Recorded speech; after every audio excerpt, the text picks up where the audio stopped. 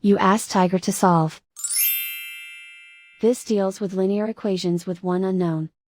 The final result is v equals -11. Let's solve it step by step. Simplify the expression. Group like terms. Simplify the arithmetic.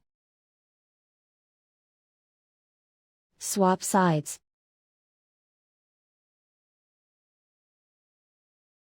Group all constants on the right side of the equation.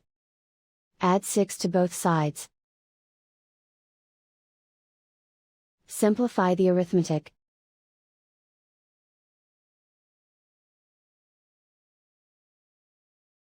Isolate the v. Divide both sides by -2. Cancel out the negatives. Simplify the fraction. Move the negative sign from the denominator to the numerator. Find the greatest common factor of the numerator and denominator. Factor out and cancel the greatest common factor.